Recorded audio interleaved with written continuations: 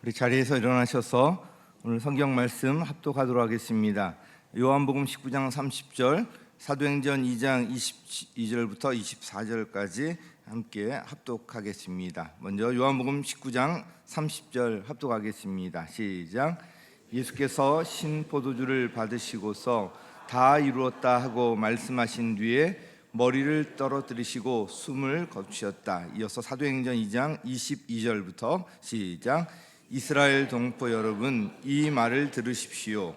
여러분이 아시는 바와 같이 나사렛 예수는 하나님께서 기적과 놀라운 일과 표징으로 여러분에게 증명해 보이신 분입니다. 하나님께서는 그를 통하여 여러분 가운데서 이 모든 일을 행하셨습니다.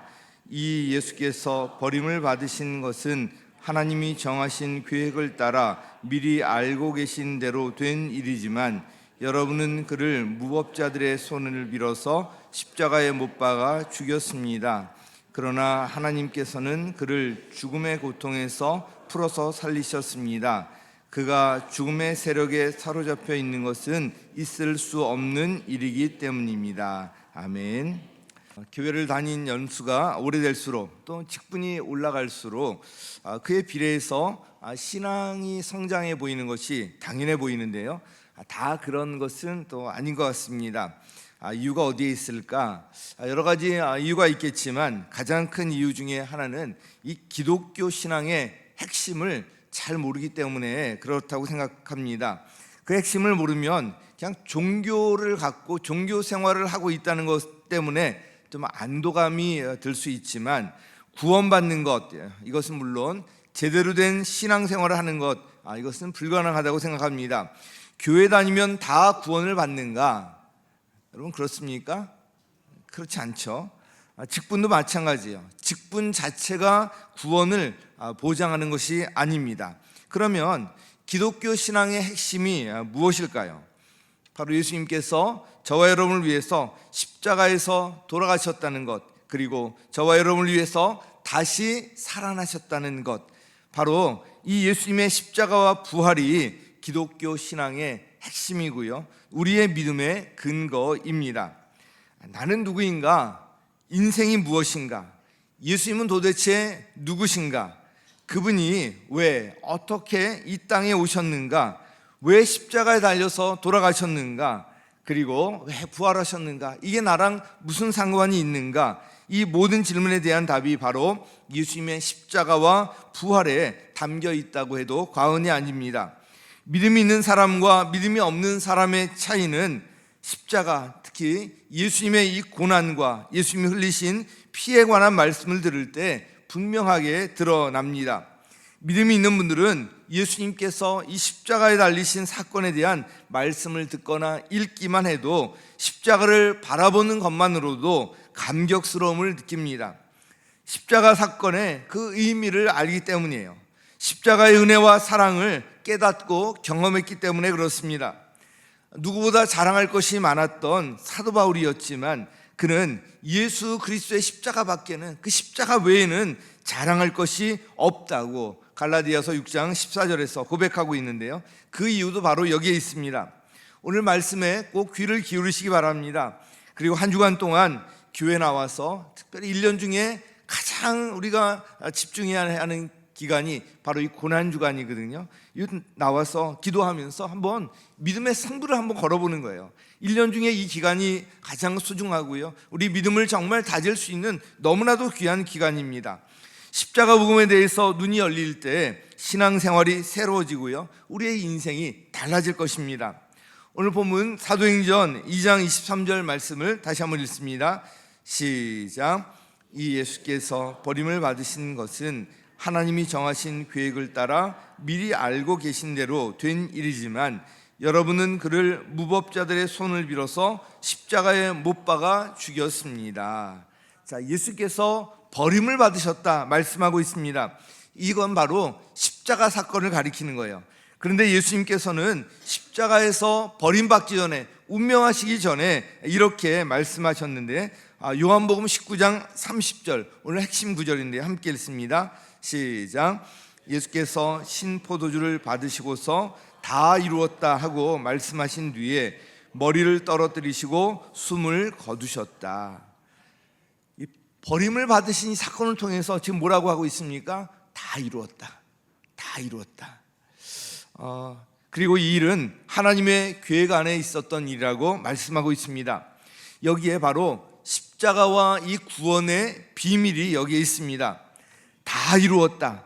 짧은 한마디지만 이 말씀에는 구원과 관련해서 아주 핵심적인 깊은 의미가 담겨 있습니다. 요한복음 19장 문맥을 보면 다 이루었다라는 이 말이 직접적으로 가리키는 것은 구약 성경에서 예수님에 대해서 예언되었던 이 말씀이 그대로 다 이루어졌다는 것입니다. 여러분, 예수님만이 우리를 구원하실 수 있는 유일한 분이시라는 것을 믿습니까? 여기에 대한 아멘이 이제 있어야 되고요. 그러면 그것을 어떻게 할 수 있습니까? 예수님만이 유일한 구원자이다. 어떻게 할 수가 있는지, 예수님이 하나님의 정말 죄 없는 하나님의 아들이시다. 어떻게 알 수 있을까? 그 근거 내지 객관적인 증거가 있는지, 우리는 무턱대고 믿는 것인지, 여기에 대해서 한번 생각해 보겠습니다. 그 객관적인 근거가, 그 증거가 있습니다. 가장 중요한 근거 두 가지가 있는데요. 바로 예수님께서 부활하셨다는 것, 그리고 예수님에 관한 구약 성경의 예언이 그대로 이루어졌다는 것입니다. 부활과 구약 예언의 성취가 바로 그 핵심 근거인 것입니다. 구약 예언의 성취와 관련해서 한번 볼 텐데요. 구약의 이 메시아에 관한 예언이 예수님께 그대로 이루어졌다는 것, 이건 정말 놀라운 일입니다. Science Speaks라는 그런 책이 있는데요. 여기에 의하면 예수님에 관한 또 우리에게 약속한 구약의 예언들이 있잖아요. 그 8가지를 언급한 후에요, 그 어떤 사람에 대한 8가지 예언이 모두 다 이루어질 수 있는 확률, 얼마라고 말씀드렸죠?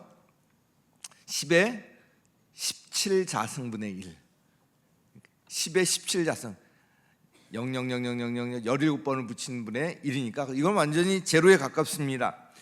확률적으로 보면 거의 일어날 수 없는 일이에요. 초자연적인 분, 즉 하나님의 섭리와 개입이 없이는 불가능한 일입니다. 그런데 말입니다, 예수님에게서 이런 일이 일어났어요. 구약 성경의 예언은 예수님께서 십자가에서 운명하신 직후에도 이후에도 그대로 성취되는데요.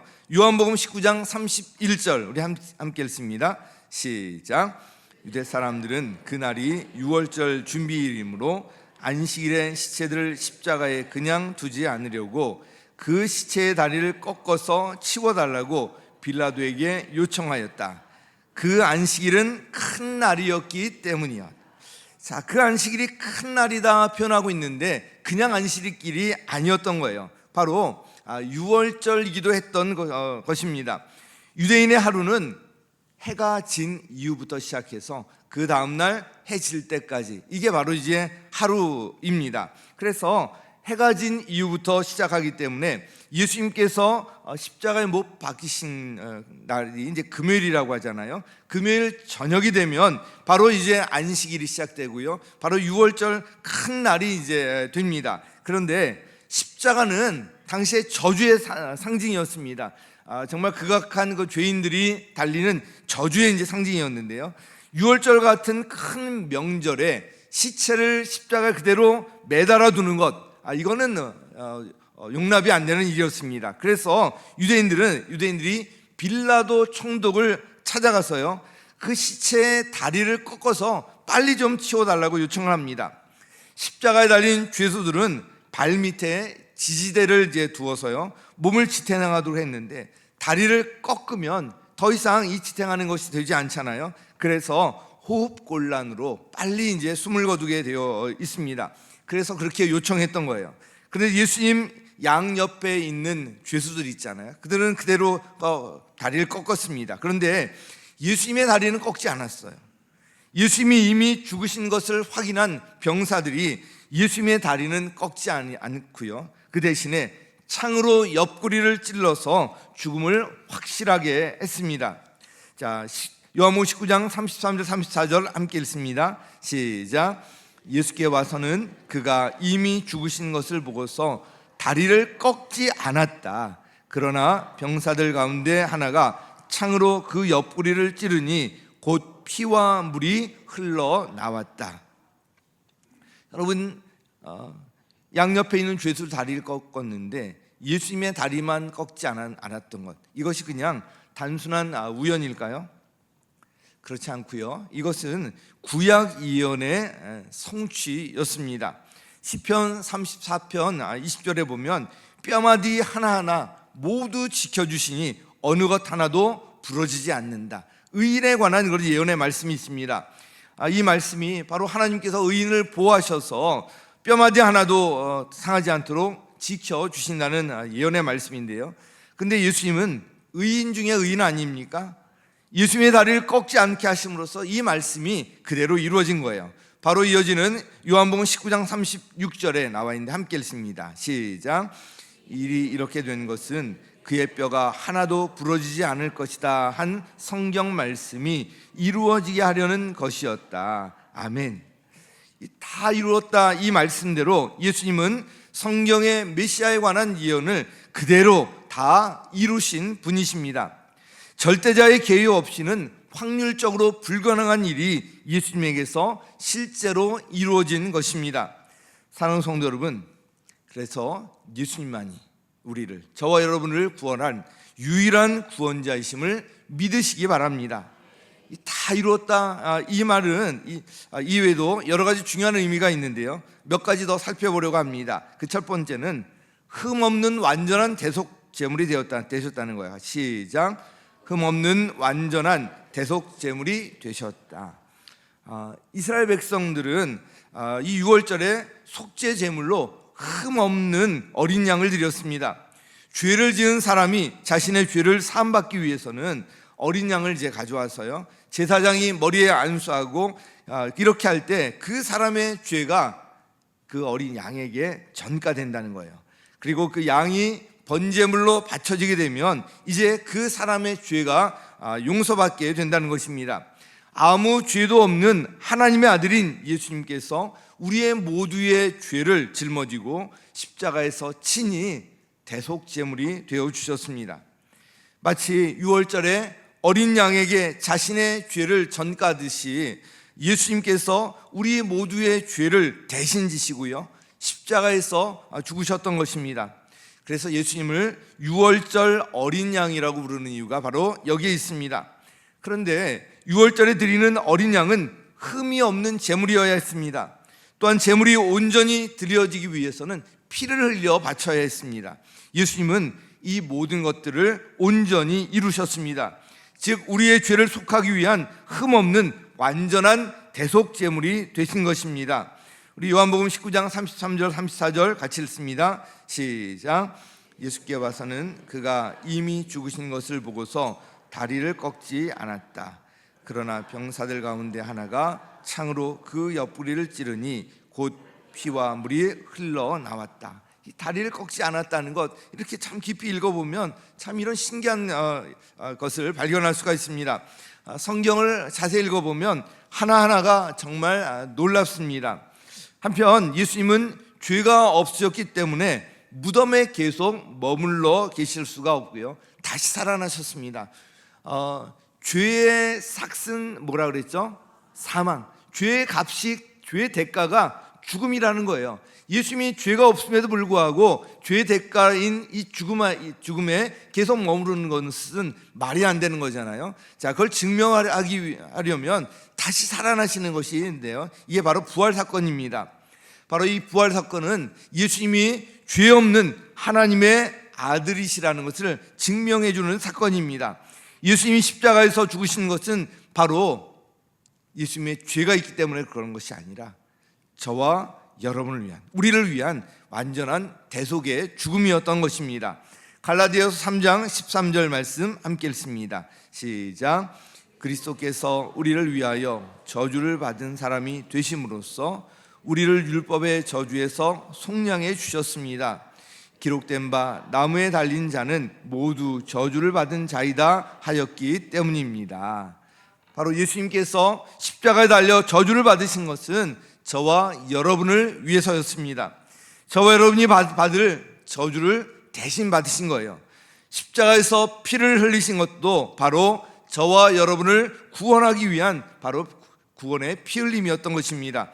베드로전서 관련해서 1장 19절 함께 읽습니다. 시작. 흠이 없고 티가 없는 어린 양의 피와 같은 그리스도의 귀한 피로 되었습니다. 아멘. 흠이 없고 티가 없는 어린 양의 이 귀한 이런 피로 이루어졌다는 것입니다. 그러므로 우리가 구원을 얻은 것은 흠이 없는 예수님의 보혈로 된 것입니다.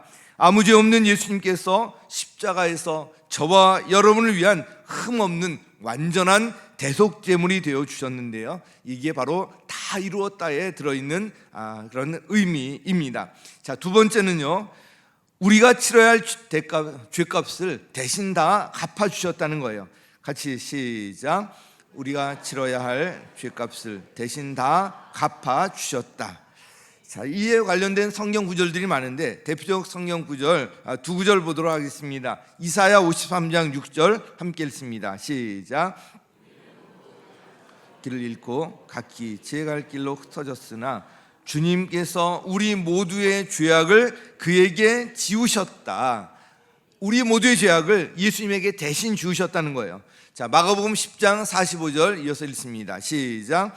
인자는 섬김을 받으러 온 것이 아니라 섬기러 왔으며 많은 사람을 구원하기 위하여 치를 몸값으로 자기 목숨을 내주러 왔다. 많은 사람을 구원하기 위한 몸값, 그것을 대신 치러주기 위해서 오셨다는 것입니다. 다 이루었다의 헬라어 원어가 바로 테텔레스타이. 여러분 기억하시죠? 테텔레스타이. 상인들 간의 거래 가운데 빚이 있다가 그 빚을 다 갚았을 때 바로 지불 완료 선언하는 말이 이 말입니다. 빚을 진 경험이 있는 분들은 그 빚이 얼마나 괴롭고 고통스러운지 잘 아실 것입니다. 빚을 갚고 싶어도 갚을 길이 없을 때 정말 참 막막하고 답답하죠. 죄의 빚도 마찬가지예요. 그런데 예수님께서 우리를 구원하시기 위해서 치를 몸값으로 십자가에서 친히 그 목숨을 내어주셨다는 것입니다. 예수님께서 십자가에서 말씀하신 다 이루었다라는 말은 완전히 지불했다, 대신 완전히 다 갚아주었다, 모든 죄의 대가를 다 갚아주었다, 이거를 선언하는 말씀입니다. 더 이상 갚을 것이 남아있지 않다는 거예요. 예수님께서 친히 흠없고 완전한 대속의 제물이 되어주셔서 우리가 치러야 할 죄값을 대신 치러주시고요, 우리 모두의 죄를 다 해결해 주시는 것입니다. 그리고 그것은 완전한 것이었어요.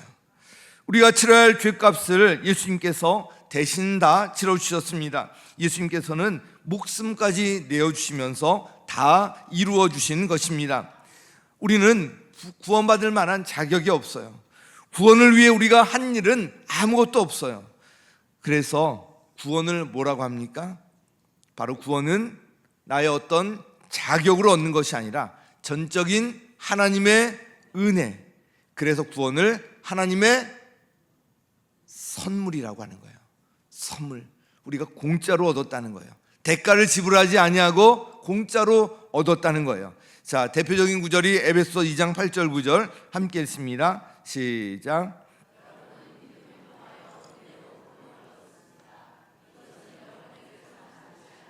하나님의 선물입니다. 행위에서 난 것이 아닙니다. 그러므로 아무도 자랑할 수 없습니다. 아멘. 구원이 바로 하나님의 선물이라는 거예요. 나의 어떤 자격과 내가 구원받을 만하지, 나는 이렇게 착하게 살았는데, 내가 이렇게 선행을 했는데, 좋은 일을 했는데, 그게 아니라는 거예요. 사랑하는 여러분, 여러분은 구원 받으셨습니까? 예수님께서 우리가 치러야 할 죄값을 우리 대신 다 갚아주셨기 때문에 우리가 구원받게 된 거예요.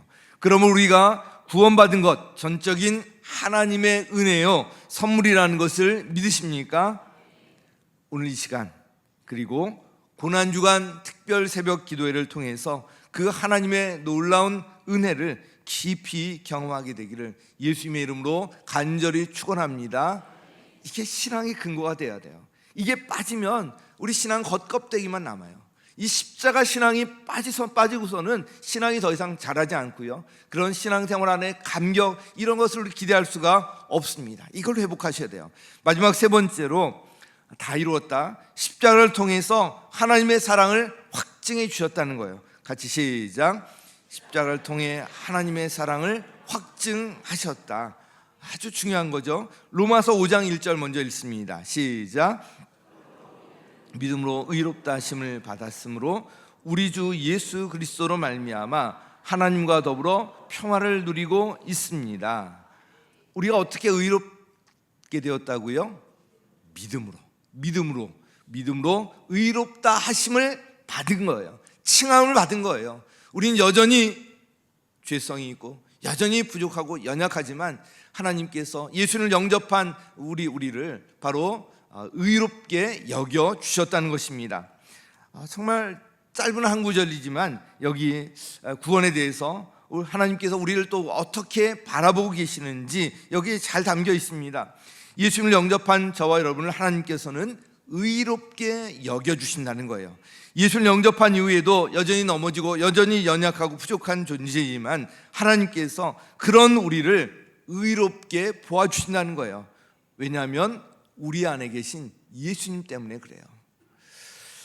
이하의 문맥을 보면 사실 이 말씀은 박해 속에서도 어렵게 그 믿음을 지키며 살았던 로마 교회 성도들을 향한 위로와 소망이 담긴 말씀입니다. 또한 이 말씀은 십자가에서 목숨을 내어주시면서 우리를 구원하시는 것이 얼마나 큰 사랑에 기인하는 것인지 깨닫게 해주시는 말씀이에요. 로마서 5장 7절 같이 읽습니다. 시작. 의인을 위해서라도 죽을 사람은 거의 없습니다. 더욱이 선한 사람을 위해서라도 감히 죽을 사람은 드뭅니다. 이게 인간의 본성이고요, 그런 거예요. 이 말씀은 이어지는 8절 말씀을 강조하기 위한 것인데요, 그 8절 말씀에는 십자가의 그 희생 속에 담긴 하나님의 사랑이 얼마나 놀라운 것인지 잘 알 수 있는데 우리 함께 읽습니다. 5장 8절 시작. 이었을 때 그리스도께서 우리를 위하여 죽으셨습니다. 이리하여 하나님께서는 우리들에 대한 자기의 사랑을 실증하셨습니다. 실제로 증명하셨다는 거예요. 예수님께서 저와 여러분을 향해서 모든 것을 다 내어주셨어요. 목숨을 내어주셨다는 모든 걸 다 내어주신 것이잖아요. 우리가 잘나서가 아닙니다. 우리가 아직 죄인이었을 때 죄인인 우리를 위해서 아무 죄 없는 예수님께서 저와 여러분을 위해서 생명을 내어주신 거예요. 그것이 바로 십자가를 통해 확증해 주신 하나님의 사랑입니다. 그래서 이보다 더 큰 사랑이 어디 있고요, 이것 외에 무엇으로 사랑을 더 증명할 수 있겠습니까? 저는 제 주위에서 일어나는 모든 일들을 십자가의 이 사랑을 통해서 바라봐요. 이 렌즈를 통해 바라보는 거예요. 십자가의 이 사랑은 절대로 의심할 수 없는 사랑입니다. 아들을 내어주신 사랑을 어떻게 의심할 수가 있습니까? 우리 주위에서 정말 이해할 수 없는 일들이 일어나고요, 내가 받아들일 수 없는 그런 많은 일들이 주위에서 일어날 수 있지만 그 모든 일들을 십자가에서 확증해 주신 하나님의 그 사랑의 렌즈를 통해서 보는 것이 중요해요. 그 십자가의 사랑을 통해서 어떤 일들이든지 보는 것, 그것이 중요한데요, 그러면 감사가 보이게 됩니다. 지금 저희 아버님 장례식 중에 있습니다. 금요일 저녁에 하나님께서 부르셔서요, 금요일 저녁에 하늘나라 이제 가셨고요, 어제 우리 성도님들도 오셔서 또 위로 예배 드려주시고 오늘 이제 또 저녁에는 입관 예배로 드리게 됩니다.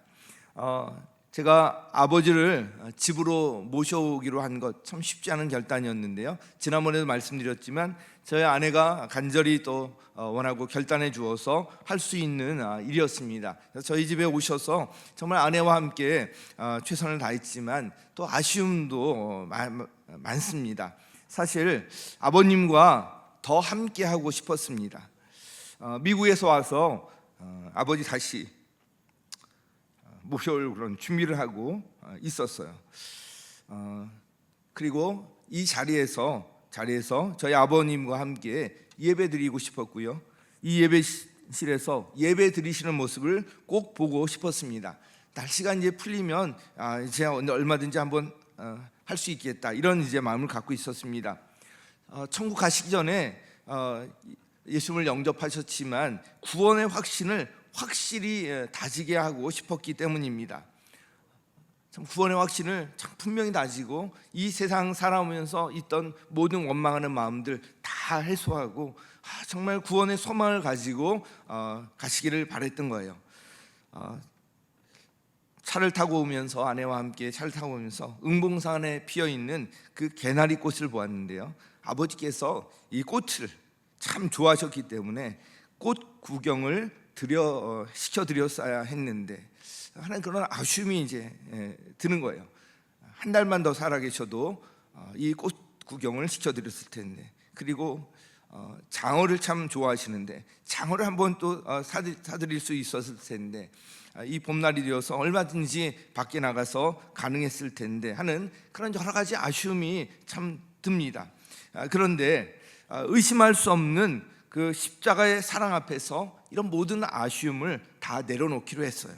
십자가에서 확증해 주신 그 하나님의 사랑의 그 주권을 그대로 받아들이고요, 가장 좋은 길로 인도해 주셨다는 것을 받아들이기로 했습니다.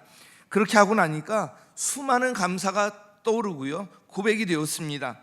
지금 그 감사를 정리하고 있는데 참 계속 이어지고 있어서 너무나도 참 감사합니다. 다 이루었다. 예수님의 십자가의 죽음은 완전한 하나님의 사랑에서 비롯된 것이고요, 하나님 사랑의 실제적인 증거입니다.